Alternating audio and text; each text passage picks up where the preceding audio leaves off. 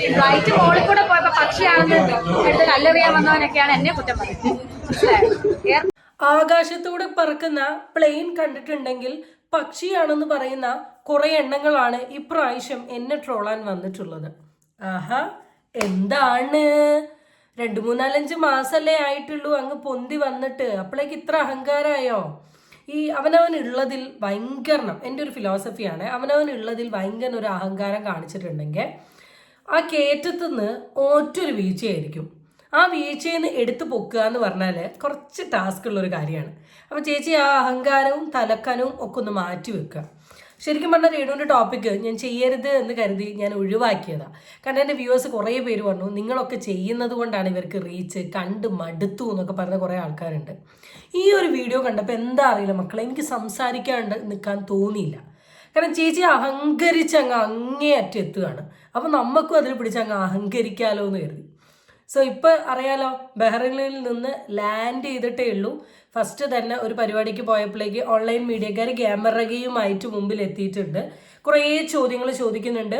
കുറേ ചോദ്യങ്ങൾക്ക് ചേച്ചി ഭയങ്കര രീതിയിൽ റിപ്ലൈസ് ഒക്കെ കൊടുക്കുന്നുണ്ട്. സോ ആ റിപ്ലൈകളാണ് നമ്മളുടെ ഇന്നത്തെ ഫോക്കസ്. സോ അതിന് മുമ്പ് ആദ്യം തന്നെ നമ്മുടെ ബിഷപ്പച്ച ബിഗ് സല്യൂട്ട്, എടുത്ത തീരുമാനം തീരുമാനമായി തന്നെ നിൽക്കട്ടെ. ഫിറോസ് ചേട്ടൻ്റെ തീരുമാനമായിട്ട് നിൽക്കട്ടെ. ഇന്ന് ഞാൻ വീഡിയോ അപ്ലോഡ് ചെയ്ത സമയത്ത് ഞാൻ ശരിക്കും പറഞ്ഞാൽ വളരെ ലേറ്റായിട്ട് അപ്ലോഡ് ചെയ്ത് ഞാനൊരു റീച്ച് ഒന്നും പ്രതീക്ഷിച്ചിട്ടില്ല. എന്നാലും വന്ന് കണ്ട ആൾക്കാരൊക്കെ ഒരുപോലെ ഫിറോസ് ചേട്ടൻ്റെ അഭിപ്രായമായിട്ട് യോജിക്കുന്നില്ല എന്ന് മനസ്സിലായി. കാരണം ആർക്കും പേഴ്സണലി യോജിക്കാൻ പറ്റാത്തൊരു അഭിപ്രായമാണ്. ബട്ട് വ്യക്തിഗതമായിട്ടുള്ള താല്പര്യമാണ്, നമ്മൾ അതിന് കുറ്റം പറയുന്നില്ല, അവിടെ കിടക്കട്ടെ. അപ്പോൾ ഇത് മെയിനായിട്ട് നമ്മളുടെ അച്ഛൻ്റെ വിഷയവുമായി ബന്ധപ്പെട്ട് രേണു കൊടുത്ത റിപ്ലൈ. അതിന് മുമ്പ് രേണുവിൻ്റെ സുഹൃത്തും കൂടെ അച്ഛനുമായി ബന്ധപ്പെട്ട് പറഞ്ഞ കുറച്ച് ക്ലിപ്പ് എൻ്റെ കിട്ടിയിട്ടുണ്ട്. അത് ആഡ് ചെയ്തിട്ട് നമുക്ക് ഒന്നൊന്നില്ലായിട്ട് പോകും. കുറേ ടീമുകളുണ്ടല്ലോ ഇരുന്ന് പറയുന്നത് അച്ഛാ സ്ഥലം കൊടുത്തിട്ട് തിരിച്ച് വാങ്ങാൻ നാണമില്ല അച്ഛാ എന്നൊക്കെ ചോദിച്ച ആൾക്കാരുണ്ടല്ലോ. അവർക്കൊക്കെ വേണ്ടി ഞാൻ ഈ വീഡിയോ ഡെഡിക്കേറ്റ് ചെയ്യാണ്. സോ എൻ്റെ വീഡിയോയിലോട്ട് നിങ്ങൾക്ക് എല്ലാവർക്കും സ്വാഗതം. ആദ്യമായിട്ടാണ് കാണുന്നതെങ്കിൽ എൻ്റെ ചാനൽ ഇഷ്ടപ്പെട്ടിട്ടുണ്ടെങ്കിൽ സബ്സ്ക്രൈബ് ചെയ്യാനും വീഡിയോ ഇഷ്ടപ്പെട്ട ലൈക്ക് ചെയ്യാനും നിങ്ങളാരും മറക്കണ്ട. So let's get into the video. അതുകൊണ്ട് അച്ഛൻ മര്യാദയ്ക്ക് പ്രാർത്ഥിച്ചിരിക്കും. ഇപ്പൊ ഒരു വീട് കൊടുത്തത് കാണിച്ചു, അതിനകത്ത് ഞാൻ നല്ല രീതിയിൽ കമന്റ് ഇട്ടു. അയ്യോ, ആർക്കോ കൊടുത്തപ്പോ ഞാൻ പറഞ്ഞ് അച്ഛ ദാനം കൊടുക്കുന്നത് നല്ല പുണ്യ പ്രവൃത്തിയാണ്, അത് ആ ദൈവത്തിന്റെ ഒരുപാട് അനുഗ്രഹം കിട്ടും. പക്ഷെ കൊടുത്തതോ കൊടുത്തു, ഇനി ഇത് ഞാൻ കൊടുത്തയാണേ എന്ന് പറഞ്ഞ് സോഷ്യൽ മീഡിയയുടെ മുന്നിൽ വരല്ലേ അച്ഛൻ്റെ അടുത്ത് സ്നേഹം ഉള്ളതുകൊണ്ട് പറയുവാണെന്ന് പറഞ്ഞ് ഞാനൊരു കമന്റ് ഇട്ടിട്ടുണ്ട്. സത്യമാണ്, നമ്മളൊരു ദാനം ചെയ്ത് അത് സോഷ്യൽ മീഡിയയിൽ വൈറലുമായി, പിന്നെ അതിന്റെ പുറമെ നടന്ന് ഇതാക്കരുത്. അതേണക്ക് ഈ വരുന്ന ഈ യൂട്യൂബിൽ ഇടുന്നവരുടെയൊക്കെ വ്ലോഗിന് താഴെ വന്ന് കമന്റ് ഇട്ട് ആ വില കളയരുത്. പിന്നെ വേറെ ഒരാളുണ്ട്, അവരുടെ മോനെ ആരാണ്ടേ പറഞ്ഞപ്പോ പൂക്കല എടുത്തോണ്ട് തുള്ളി മറിഞ്ഞ് അവർക്കെതിരെ. ഈ വീഡിയോ നിങ്ങൾ കണ്ടല്ലോ, ഇതായിരുന്നു ഇവരുടെ ആറ്റിറ്റ്യൂഡ് അച്ഛൻ്റെ അഗെയിൻസ്റ്റ്. ഇത് ഇന്നും ഇന്നലത്തെയും വീഡിയോ ഒന്നുമല്ല, കുറച്ച് കാലം മുമ്പുള്ള വീഡിയോയാണ്. ആ ടൈം തൊട്ടിട്ട് ഈ ടൈം വരെ രേണു സുധി ആണെങ്കിലും രേണു സുധീൻ്റെ സുഹൃത്തുക്കളാണെങ്കിലും അച്ഛൻ എങ്ങനെ പറഞ്ഞുകൊണ്ടിരിക്കുകയാണ്. അച്ഛൻ വന്നു, സ്ഥലം കൊടുത്തു, ആ വിഷയം അവിടെ അച്ഛൻ തീർത്തു പോയതാണ്. ഫിറോസ് വന്നു, വീടുണ്ടാക്കി, അവർ ആ വിഷയം അവിടെ തീർത്തു പോയതാണ്. അതിനുശേഷം വീടിൻ്റെ കുറ്റം പറഞ്ഞിട്ട് ഇൻ്റർവ്യൂ കൊടുത്തതും വീടിൻ്റെ കുറ്റം പറഞ്ഞ് മീഡിയക്കാരെടുത്ത് സംസാരിച്ചതെല്ലാം രേണു സുധിയാണ്. അപ്പം നിങ്ങളിവിടെ മനസ്സിലാക്കേണ്ട ഒരു കാര്യം, എത്രയോ പേർക്ക് അച്ഛൻ സ്ഥലം കൊടുത്തിട്ടുണ്ടല്ലോ. ഇവരുടെയൊക്കെ പേര് അച്ഛൻ സോഷ്യൽ മീഡിയയിൽ വന്ന് വിളിച്ചു പറയുകയാണോ? ഇവർക്കൊക്കെ അഗെയിൻസ്റ്റ് ആയിട്ട് അച്ഛൻ ഇൻ്റർവ്യൂ കൊടുക്കുകയാണോ? അല്ല. ഇവിടെ അച്ഛൻ ഇൻ്റർവ്യൂ ഇത്രയും രേണുവിൻ്റെ ഇൻ്റർവ്യൂവിൻ്റെ എണ്ണം നിങ്ങൾ എടുത്ത് നോക്കുക. അത് വെച്ച് നോക്കുമ്പോൾ 1-2 ഇൻ്റർവ്യൂ ആണ് ആൾ കൊടുത്തിട്ടുള്ളത്. ആ 1-2 ഇൻ്റർവ്യൂ കൊടുത്തത് ഒരു 10,000 ഇൻ്റർവ്യൂ കൂടെ രേണു അച്ഛനിരുന്ന് കുറ്റം പറഞ്ഞു കഴിഞ്ഞാൽ പിന്നെ ഒരു ഇൻ്റർവ്യൂവിൽ അച്ഛൻ എന്തായാലും അച്ഛൻ്റെ സൈഡ് സംസാരിക്കണ്ടേ? അപ്പം നിങ്ങളുടെ സൈഡിൽ നിന്ന് നിങ്ങൾ കാണിച്ചിട്ടുള്ള അഹങ്കാരം, ജാട, വാശി, ദേഷ്യം, നിങ്ങൾ എന്തോ സംഭവമാണ് എന്നീ തരത്തിൽ നിങ്ങൾ പലതും കാണിച്ചല്ലോ. ഇതിനൊരു റിഫ്ലക്ഷൻ എന്ന നിലയിലാണ് ആ വീട് അച്ഛൻ തിരിച്ചു ചോദിച്ചത്, അല്ലെങ്കിൽ ആ സ്ഥലം അച്ഛൻ തിരിച്ചു ചോദിച്ചിട്ടുള്ളത്. അപ്പം അതിന് വേണ്ട കോമ്പൻസേഷനും കാര്യങ്ങളും ചെയ്തിട്ട് ആ സ്ഥലങ്ങൾ കൊടുക്കുക. വിഷയം അവിടെ തീർന്നു. ഓക്കെ, ഒരു ഗിഫ്റ്റ് നമ്മൾ കൊടുത്ത ഇഷ്ടദാനം അല്ലെങ്കിൽ എന്തുവാട്ടെ, ഒരു അച്ഛൻ മരിച്ച പിള്ളേർക്ക് ഗിഫ്റ്റ് കൊടുത്തെന്ന് വെച്ചു, ദൈവത്തിന്റെ പ്രതിപുരുഷൻ ഗിഫ്റ്റ് കൊടുത്തെങ്കിൽ അത് തിരിച്ചു മേടിക്കണമെങ്കിൽ അയാളുടെ മാനസികാവസ്ഥ എന്തായിരിക്കും പറയാൻ പറ്റും. ഇത് അച്ഛന്റെ മാനസികാവസ്ഥയല്ല, ഇവിടെ സംഭവിച്ചൊരു കാര്യം എന്താണെന്നുള്ള രേണുസുതിക്ക് അറിയില്ല. അച്ഛൻ ഗിഫ്റ്റ് തന്നു. ആ രാവിലെയും ഉച്ചയ്ക്കും വൈകുന്നേരം ഇരുന്ന് ഇത് കൊള്ളൂല, ഈ ഗിഫ്റ്റ് കൊള്ളൂല, ഈ ഗിഫ്റ്റ് എനിക്ക് ഇഷ്ടമല്ല, ഇത് എന്തൊരു ഗിഫ്റ്റാണ്, എങ്ങനെയാണ് ഈ ഗിഫ്റ്റ് വാങ്ങാൻ തോന്നിയത്, ഇയാളുടെ കയ്യിൽ നിന്ന് ഗിഫ്റ്റ് വാങ്ങാൻ പറ്റില്ല, ഇയാളൊരു വിഷമാണ്, ഇയാൾ ഒരു അച്ഛനല്ല, തന്നാരെങ്കിലും അച്ഛനാന്ന് പറയുമോ, താൻ എന്തിനാ ഈ പ്രവൃത്തി ചെയ്യുന്നേ എന്ന് രേണുസുതിയും രേണുവിൻ്റെ സുഹൃത്തുക്കളും ഈ ഗിഫ്റ്റ് കയ്യിൽ വെച്ചുകൊണ്ട് ഇങ്ങനെ കുറ്റം പറഞ്ഞുകൊണ്ടെന്നാൽ അച്ഛൻ എന്താ കരുതുക? ഓക്കെ മോളെ, എൻ്റെ ഗിഫ്റ്റ് നിൻ്റെ കയ്യിലുള്ളതുകൊണ്ടല്ലേ നീ എന്നെ ഇങ്ങനെ സോഷ്യൽ മീഡിയയിൽ നാണം കെടുത്തുന്നത്. ഏറ്റവും നല്ലത് എന്താ, നീ ആ ഗിഫ്റ്റ് എനിക്ക് തിരിച്ചു തന്നോളൂ. എന്നിട്ട് നീ എന്ത് ചെയ്തോളൂ, നിനക്ക് പറയേണ്ട കാര്യങ്ങൾ നീ ഇനിയും അങ്ങോട്ടും ഇങ്ങനെ പറഞ്ഞു നടന്നോളൂ. കാരണം എൻ്റെ ഗിഫ്റ്റ് കയ്യിൽ വെച്ചുകൊണ്ട് ആ ഗിഫ്റ്റിൻ്റെ പേരിൽ എന്നെ താഴ്ത്തി കിട്ടുന്നതിലും നല്ലത് നാം ആ ഗിഫ്റ്റ് സ്വീകരിച്ച് പോകുന്നതാണ്. ആ കുഞ്ഞുങ്ങളെ കൊണ്ട് എന്തായാലും കടത്തിലെ കിടക്കാൻ പറ്റത്തില്ല, ഇറക്കി വിട്ടാം. കടത്തിലെ കിടക്കും, വാടകയ്ക്ക് എന്തായാലും വീടെടുത്താം, ഇറക്കി വിടട്ടേന്നേ. മൂത്ത മോനെ ഇളയ മോനെ അവകാശമുള്ള വീടല്ലേ അത്, സുഖിച്ചേട്ടന്റെ 2 മക്കളും അല്ലേ അത്, അവകാശമുള്ള വീട്. ഇവര് നിയമപരമായിട്ട് ഇറക്കി വിടട്ടേന്ന്, ഇറക്കി വിടുമ്പോ വിടട്ടെ. അതിന് രേണുവിനെ ഇറക്കി വിട്ടെന്നില്ല പറയുന്നത്. രേണു ഈ വീട് തമ്മിൽ യാതൊരു ബന്ധമില്ല, ആകെ ബന്ധമുള്ള മക്കളുടെ അമ്മ. മനസ്സിലായോ? അല്ലാതെ എനിക്കിപ്പം ഒരു 5000 രൂപ കൊടുത്തില്ല 2000 രൂപ വാടകയ്ക്ക് പോകാൻ കഴിയാത്തോണ്ടല്ല, അത് ആ പിള്ളേരുടെ അവകാശപ്പെട്ട വീടാ ഇപ്പോഴും. ഇപ്പൊ രേണുസുതി എന്തായാലും വീടിന്ന് ഒഴിഞ്ഞു കൊടുക്കാൻ ഉള്ളൊരു തീരുമാനമൊന്നും ഇപ്പൊ കറന്റ് ഇല്ല. രേണു പറഞ്ഞത് രേണുവിനെ ബലമായി ഇറക്കി വിടട്ടെ, ഇറക്കി വിടുന്ന സമയം ഞാൻ പോയി തരാം എന്നാണ്. അപ്പൊ രേണു, ഞാൻ ഇവിടെ ബേസിക് ആയി ഞാൻ ആലോചിക്കുന്നത്, രേണുസുതി എന്ന് പറയുന്ന ഒരു വ്യക്തിൻ്റെ അടുത്ത് എനിക്ക് പേഴ്സണലി ചോദിക്കാനുള്ള, അല്ലെങ്കിൽ നിങ്ങൾക്കറിയാം രേണുസുതി ഒട്ടും ആ വീട്ടിൽ ഹാപ്പിയല്ല, സീരിയസ്ലി ഹാപ്പിയല്ല. ആ വീടിനില്ലാത്ത കുറ്റങ്ങളൊന്നും രേണുസുതിക്കില്ല. പിന്നെ ഈ കുറ്റങ്ങളൊക്കെ സഹിച്ചുകൊണ്ട് എന്തിനാണ് രേണു ആ വീട്ടിൽ നിൽക്കുന്നത് എന്നൊരു ചോദ്യം. ഒരു മനുഷ്യനെ നേരിടാൻ പറ്റുന്ന ഏറ്റവും വലിയ ഇൻസൾട്ടാണിത്, തന്ന സാധനം തിരിച്ചു മേടിക്കുക എന്ന് പറയുന്നത്. ഇവിടെ ഫാദർ വളരെ ക്ലിയർ ആയിട്ട് തിരിച്ച് താ എന്ന് പറഞ്ഞിട്ടും എന്നെ ഇറക്കി വിടട്ടെ, ഇല്ലാണ്ട് ഞാൻ പോവില്ല എന്ന് പറയുന്നത് ഏത് തരത്തിലുള്ള ആറ്റിറ്റ്യൂഡാണ് എന്ന് സ്വയം ഒന്ന് ആലോചിച്ച് നോക്ക്. ഇവിടെ അച്ഛൻ ചെയ്യുന്ന ഈ പ്രവൃത്തിനെ ഞാൻ ഒരു തെറ്റും ചെയ്യാണ്ട് നിൽക്കുന്ന രേണുസുതിനെയും മക്കളെയുമാണ് അച്ഛൻ ഇറക്കി വിടുന്നതെങ്കിൽ പറയുന്നതിനൊരു ശരിയുണ്ടായിരുന്നു. ഇവിടെ ഋതപ്പൻ എന്ന് പറയുന്ന കുട്ടി ഒന്നും ചെയ്തിട്ടില്ല, കിച്ചു എന്ന് പറയുന്ന കുട്ടി എന്തൊക്കെയോ സോഷ്യൽ മീഡിയയിൽ പറഞ്ഞിട്ടുണ്ട് എന്നാണ് ഫാദർ പറയുന്നത്. അപ്പം ഫാദറിനെ പറ്റി പരാമർശം പറഞ്ഞതുകൊണ്ടാണ് ഫാദറിൻ്റെ ഇതിൽ നിൽക്കേണ്ട എന്നൊരു തീരുമാനം എടുത്തത്. അതുകൊണ്ട് തന്നെ നിങ്ങളിവിടെ മനസ്സിലാക്കേണ്ട ഒരു കാര്യം, ഇത്രത്തോളം നാണം കെട്ട് തിരിച്ചു തരണം എന്ന് പറഞ്ഞിട്ടുണ്ടെങ്കിൽ സ്വന്തം വില കീപ്പ് ചെയ്യാൻ വേണ്ടിയിട്ടെങ്കിലും ഒന്ന് കൊടുത്തുകൂടായിരുന്നു എന്നൊരു ചോദ്യമുണ്ട്. കാരണം അത്രത്തോളം വിലയുള്ള ആളാണ് രേണുസുതി. ആധാരമുണ്ട്, വീട്ടിൽ ആധാരം, ഒറിജിനൽ ആധാരം ഇരിപ്പില്ലേ, പിള്ളേരുടെ ആധാരം. അതിനകത്ത് എന്റെ പേരില്ലല്ലോ, പിന്നെ ഞാനെന്താണ് പെട്ടെന്ന് പറയുന്നത്? രേണുസുതി കെട്ടിന്റെ പണി കിട്ടി, അങ്ങനെ വേണം എങ്ങനെ വേണമെന്ന്. അതിന് എന്റെ പേരിലല്ലല്ലോ വീടുത്തത്. ഞാൻ എന്നാ പണിയാ, എനിക്ക് എന്റെ പണി കിട്ടാനാ? അല്ല, എനിക്കെന്ത് പണി കിട്ടാനാന്നേ, എന്റെ പേരിലല്ലല്ലോ വീട് സ്ഥലോ, എന്റെ പേരിലാ വീട് സ്ഥലം. രേണുവിനെ ഇറക്കി വിട്ടു. അപ്പൊ ഞാൻ കരഞ്ഞുണ്ടെങ്കിൽ എനിക്ക് തന്ന സാധനം എന്റെ പേരിലെടുക്കാൻ ഞാൻ എന്ത് പണി കിട്ടാനാ?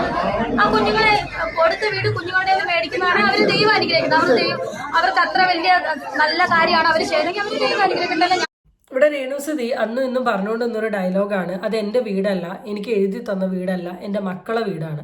സോ ആ വീട് നിങ്ങൾ വാങ്ങുന്നുണ്ടെങ്കിൽ ആ മക്കളെ കയ്യിൽ നിന്ന് തന്നെയാണ് വാങ്ങുന്നത്. ആ മക്കൾക്കില്ലാത്ത പരാതിയാണ് രേണുവിനുള്ളത്. ആ മക്കൾക്കില്ലാത്ത പരാതിയാണ് രേണുസുതിക്കുള്ളത്. നിങ്ങളുടെ സ്വന്തം മൂത്ത മോൻ തന്നെ ലൈവിൽ വന്ന് പറഞ്ഞൊരു കാര്യമുണ്ട്, നമ്മളെല്ലാവരും എടുത്ത് ഒരുപോലെ റിയാക്ട് ചെയ്തതാണ്. വീട് തരിക എന്നുള്ളത് അവരുടെ ഉത്തരവാദിത്തമാണ്. അതിനെന്തെങ്കിലും പ്രശ്നം സംഭവിച്ചിട്ടുണ്ടെങ്കിൽ മെയിൻറ്റെയിൻ ചെയ്ത് കൊണ്ടുപോകേണ്ട ആരുടെ ഉത്തരവാദിത്തമാണ്? ഞങ്ങളുടെ ഉത്തരവാദിത്തമാണ് എന്ന് വളരെ ക്ലിയർ ആയിട്ട് ആ കുട്ടി എന്ത് ചെയ്തിട്ടുണ്ട്, പറഞ്ഞിട്ടുണ്ട്. ആ ബുദ്ധി പോലും ഇല്ലാണ്ട് കുറ്റം പറഞ്ഞുകൊണ്ട് നിൽക്കുന്ന ആൾ രേണുവാണ്. രേണുവിൻ്റെ വീടല്ല അത്, രേണുവിൻ്റെ പ്ലേസ് അല്ലെങ്കിൽ രേണു അവിടെ വായടച്ചിരിക്കണം. രേണുവിൻ്റെ അച്ഛനും. വേറെ ആരും അങ്ങനെ കുറ്റം പറയുന്നത് കേട്ടിട്ടില്ല. ഇനി പെങ്ങളുണ്ടേ പെങ്ങളും. നിങ്ങളെന്തിനാ കുറ്റം പറയുന്നത്? ഇനി അതിൽ പരാതി ഉണ്ടേ കിച്ചു വന്ന് പറയട്ടെ, അല്ലെങ്കിൽ ആ ചെറിയ മോൻ ഋതപ്പൻ പ്രായപൂർത്തിയാകുമ്പോൾ അവൻ വന്ന് പറയട്ടെ. അതൊന്നും ഇല്ലാണ്ട് നിങ്ങൾ എന്തിനീ കടന്ന് കുറ്റം പറയേണ്ട ആവശ്യം? ഇവിടെ രേണുസുതി പറഞ്ഞൊരു ഡയലോഗുണ്ട്, ദൈവത്തിൻ്റെ ആളല്ലേ, സോ ഇങ്ങനെ ചെയ്യുന്ന ഒരു പ്രവൃത്തി ശരിയാണെങ്കിൽ ദൈവം കൊടുത്തോട്ടെ എന്ന്. എൻ്റെ പൊന്നു രേണു, ദൈവത്തെ ഒന്ന് രേണു വിളിക്കല്ലേ. ദൈവത്തിൻ്റെ പിതാവാണ്, ബിഷപ്പാണ്. ആ മനുഷ്യനെയാണ് രേണു വിശപ്പാമ്പ് അത് ഇത് മറ്റേത് എന്നൊക്കെ കടന്ന് പറഞ്ഞത് അല്ലേ? രേണു അല്ലേ പറഞ്ഞത്? അപ്പോൾ രേണുവിന് ഇങ്ങനെ തിരസ്കരിക്കാൻ പറ്റും? ഒരു സാധാരണ മനുഷ്യനെ നോക്കി, ഇനി അത് ബിഷപ്പാണെങ്കിലും ആരാണെങ്കിലും ഒരു കോമൺ ആയിട്ടുള്ള ഒരു മനുഷ്യനെ നോക്കി ഈ രീതിയിൽ വിളിക്കുന്നത് ശരിയായിട്ട് രേണുവിന് തോന്നുന്നുണ്ടോ? ഇതൊരു കറക്റ്റ് ആയിട്ടുള്ള കാര്യമാണോ? ഇങ്ങനെ ചെയ്യാൻ പാടുമോ? ഇതൊന്ന് രേണു സ്വയം ആലോചിച്ച് നോക്ക്. അപ്പോൾ രേണു ചെയ്യുന്ന സമയത്തൊന്നും ദൈവം കാണുന്നു, ദൈവം വിളിക്കുന്നു ഒന്നുമില്ല. അതാണ് നമ്മൾ പറയുന്നത്, വാനോളം വളർത്തി വാനോളം കഴിഞ്ഞിട്ടുണ്ടെങ്കിൽ ഒരു പോയിന്റ് എത്തുമ്പോൾ എന്ത് ചെയ്യും? എടുത്ത് താഴോട്ട് വിടും. അത് ഇതിൻ്റെ ഒരു സൈഡാണെന്നുള്ളത് രേണുസുതി മനസ്സിലാക്കണം. ഞാൻ അവന്റെ ഫോൺ ഇന്ന് വരെ മേടിച്ച് നോക്കിയിട്ടില്ല. ആരൊക്കെ അവനോട് സംസാരിക്കുന്നു, എന്റെ ഫോൺ ഇന്ന് വരെ അവൻ എന്റെ ചാറ്റ് നോക്കിയിട്ടില്ല. അത് ഞാനൊരു പേഴ്സണാലിറ്റി ഉള്ള ഒരാളാണ്, അവനും ഒരു പേഴ്സണാലിറ്റി ഉള്ള ആളാണ്. ഞങ്ങൾ രണ്ട് വ്യക്തികളാണ്. അവന്റെ അമ്മയാണെങ്കിൽ പോലും എന്റെ മകനാണെങ്കിൽ പോലും ഞങ്ങൾ രണ്ട് വ്യക്തികളാണ് അല്ലേ. അവന്റെ ഫോൺ എന്തിനാണ് പേഴ്സണൽ ഞാൻ എന്തിനാണ് തിരക്കുന്നത്, എന്റെ എന്തിനാണ് അവൻ തിരക്കുന്നത്? ഇതിന് ആവശ്യമൊന്നുമില്ല. അപ്പൊ അമ്മയും മോനും തമ്മിലുള്ള ബന്ധം ഞങ്ങൾ ഇപ്പോഴും സന്തോഷമായിട്ട് മുന്നോട്ട് പോകും. അന്നും ഇന്നും സോഷ്യൽ മീഡിയയിലുള്ള ആൾക്കാർക്ക് എല്ലാവർക്കും അറിയാൻ ഏറ്റവും കൂടുതൽ എക്സൈറ്റ്മെന്റ് ഉണ്ടായിട്ടുള്ള ഒരു വിഷയം തന്നെയാണിത്. രേണു സുധിയും കിച്ചുവും തമ്മിലുള്ള ബന്ധം എങ്ങനെയാണ് എന്നുള്ളത്. അപ്പോൾ പലരും ഇതിനെ പല ആംഗിളിലാണ് പറയുന്നതെങ്കിലും രേണു സുധി എല്ലാ ഇന്റർവ്യൂവിലും വന്ന് വളരെ ക്ലിയർ ആയിട്ട് വ്യക്തമാക്കി ഞങ്ങൾ തമ്മിൽ ഭയങ്കര ആത്മാർത്ഥ ബന്ധമാണ്. പക്ഷെ ഇവിടെ എനിക്ക് കുറ്റം പറയാനുള്ളത് ഈ വീഡിയോ ചെയ്യുന്ന ആളെയാണ്. താങ്കൾക്ക് നാണല്ലേ ഇങ്ങനത്തെ ഒരു ചോദ്യം ചോദിക്കാൻ? ഒരു മോൻ എന്തിനാ അമ്മയുടെ ഫോൺ എടുത്ത് ചെക്ക് ചെയ്യുന്നത്, അമ്മ എന്തിനാ മോൻ്റെ ഫോൺ എടുത്ത് ചെക്ക് ചെയ്യുന്നത്? ഫോൺ എന്ന് പറയുന്ന ഒരു വ്യക്തിയുടെ പ്രൈവസിയാണ്. അതിൽ കയറി ചെക്ക് ചെയ്യുക, അതിൽ കയറി നോക്കുക എന്ന് പറയുന്നത് ഒരിക്കലും നല്ലൊരു ആറ്റിറ്റ്യൂഡല്ല. കാരണം അങ്ങനെയാണെങ്കിൽ തിരിച്ച് അയാളുടെ പ്രൈവസി വയലേറ്റ് ചെയ്യുമ്പോഴേ അയാൾക്ക് ആ തെറ്റ് മനസ്സിലാവും. ഒരു ഫോണും ഉണ്ട്, ഒരു സ്പേസും ഉണ്ട് എന്ന് കരുതി ഇങ്ങനത്തെ രീതിയിലുള്ള ചോദ്യങ്ങൾ ചോദിക്കേണ്ട ഒരു ആവശ്യമില്ല. ഇങ്ങനത്തെ ചോദ്യങ്ങൾക്കൊക്കെ രേണുസുധി ഈ രീതിയിൽ മറുപടി കൊടുക്കുന്നതിന് മുമ്പ് എന്തുകൊണ്ട് രേണുസുധിക്ക് ഈ മീഡിയക്കാരുടെ അടുത്ത് പറയാൻ പറ്റുന്നില്ല, നിങ്ങൾ ഈ ചോദിക്കുന്ന ചോദ്യങ്ങളൊക്കെ അനാവശ്യമായ ചോദ്യങ്ങളാണ്, ഇങ്ങനത്തെ ചോദ്യങ്ങൾ ചോദിക്കേണ്ട ആവശ്യമില്ല, പേഴ്സണലായ കാര്യങ്ങൾ പേഴ്സണലായി നിങ്ങൾക്ക് വെച്ചുകൂടെ? ഇതൊന്നും രേണുസുധിയുടെ സൈഡിൽ നിന്ന് കേൾക്കുന്നില്ല. എനിക്കെതിരെ തരാൻ എനിക്ക് ആരും ഒന്നും തന്നിട്ടില്ല, ഒരു അവകാശത്തിൽ എഴുതി തന്നിട്ടില്ല. വീടാണേലും സ്ഥലമാണേലും എന്റെ പേരിലും ഇല്ല, അതിന്റെ സൈഡിൽ ഒരു സാക്ഷി പോലും ഞാൻ ഒപ്പിട്ടിട്ടില്ല. പിന്നെ എന്തുകൊണ്ടാണ് എന്നോട് പറയുന്നത് രേണു പെട്ടു, രേണു സുധി പെട്ടെന്നൊക്കെ പറഞ്ഞ എന്തിനാണ് ഓരോ ബ്ലോഗർമാർ കളി? രേണുവിന് അങ്ങനെ വേണം, അതിന് എന്റെ പേരിൽ എഴുതി തന്ന രേണുവിന് അങ്ങനെ വേണമെന്ന് പറഞ്ഞാൽ പിന്നെ എനിക്കെതിരെ ഇവിടെ രേണുവിന് അങ്ങനെ വേണം, രേണു പെട്ടു എന്ന് പറയാനുള്ളതിന്റെ ഒരു റീസൺ എന്താന്ന് വെച്ചാൽ ഇപ്പൊ സാമ്പത്തികമായി ഭയങ്കര ഉന്നതിയിൽ നിൽക്കുന്നത് കൊണ്ട് രേണു സുധിക്ക് ഒരു 10,000-ന്റെ 20,000-ന്റെ ഒക്കെ ഫ്ലാറ്റിലോട്ട് മാറുന്ന പുഷ്പമായിരിക്കും. പക്ഷെ എന്നാലും എല്ലാ കാലവും എല്ലാ ദിവസവും ഈ പ്രശസ്തി ഉണ്ടാവണമെന്നില്ല. ഫ്ലവേഴ്സ് നല്ലൊരു ജോലി ഏൽപ്പിച്ചു, ആ ജോലിയിൽ പോയിട്ടില്ല. രേണുവായി ബന്ധപ്പെട്ട് പല ജോലികൾ കൊടുത്തിട്ട് അതിലോട്ട് പോകാണ്ട് വെറും ആക്ടിങ്ങിലും മോഡലിങ്ങിലും ഇറങ്ങിയ. ആക്ടിങ്ങിനും മോഡലിങ്ങിനാണെങ്കിൽ ഒരു ലിമിറ്റ് ഉണ്ട്. പണ്ടത്തെയൊക്കെ എത്ര അടിപൊളി ആക്ടർമാരുണ്ടായിരുന്നു, ഇപ്പോൾ അവരാരെങ്കിലും ഫീൽഡിൽ കാണുന്നുണ്ടാവും. ഈ ആക്ടിങ് ഫീൽഡിൻ്റെ ഒരു പ്രത്യേകത എന്താ വെച്ചാൽ ഫീൽഡിനും ഫീൽഡ് ഔട്ട് എന്ന് പറഞ്ഞൊരു സാധനമുണ്ട്. ഇപ്പോൾ ഫീൽഡിൽ സ്റ്റാർ ആവുക, ഈ ഫീൽഡ് ഔട്ട് ആവുന്ന ഒരു ടൈം വരും. ആ ടൈം വരുന്ന സമയത്ത് രേണുവിന് ഇതൊക്കെ ഒരു പാടായിരിക്കും. അന്ന് ഈ വാടകയ്ക്ക് കൊടുക്കുന്ന 10,000 എടുത്ത് വെച്ചിട്ടുണ്ടെങ്കിൽ പലതും ലൈഫിൽ ചെയ്യാം എന്നൊരു തോട്ട് രേണുവിന് വരും. പിന്നെ സെക്കൻഡ് തിങ് എന്ന് പറയുന്നത് വളരെ ഈസി ആയിട്ടുള്ള കാര്യമല്ല. മക്കളെയും കൂട്ടിയിട്ട് വേറൊരു വീട്ടിൽ പോവുക എന്ന് പറയുന്നത് ഒരിക്കലും ഈസി ആയിട്ടുള്ള കാര്യമല്ല. ആൻഡ് സെക്കൻഡ് തിങ്, ഇവിടെ രേണു പെട്ടു എന്ന് പറയാനുള്ളതിൻ്റെ ഒരു മെയിൻ കാരണം എന്താണെന്ന് വെച്ചാൽ രേണു സുധി എന്ന് പറയുന്ന ഒരു വ്യക്തി കഴിഞ്ഞ കുറച്ച് കൊല്ലങ്ങളായിട്ട് സോഷ്യൽ മീഡിയയിൽ വന്നിട്ട് നിരത്തി പിടിച്ചിട്ട് വീടുമായി ബന്ധപ്പെട്ട് ഇങ്ങനെ കോൺട്രവേഴ്സീസ് ഉണ്ടായിക്കൊണ്ട് നിൽക്കുകയാണ്.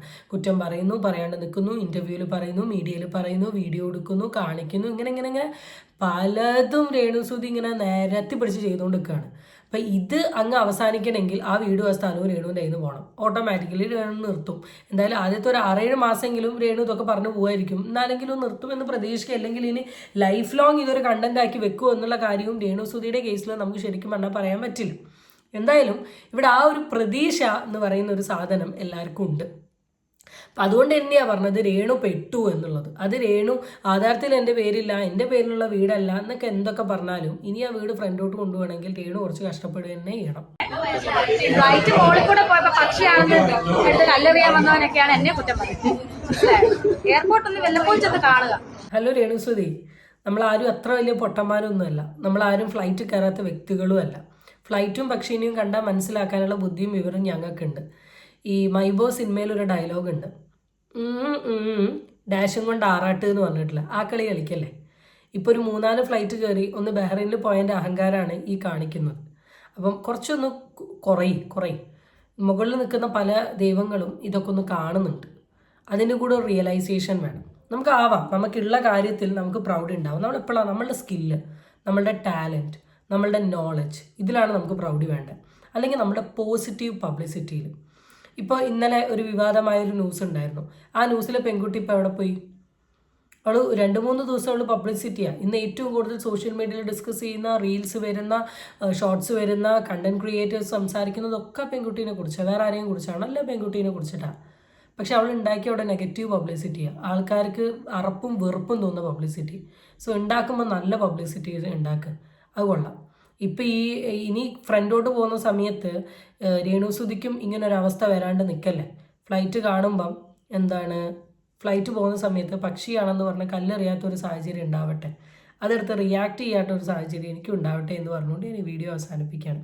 വീണ്ടും പറയാണ്, അഹങ്കാരമാവാം, തലയ്ക്ക് മുകളിലാവരുത്, വീണ് കിടക്കും.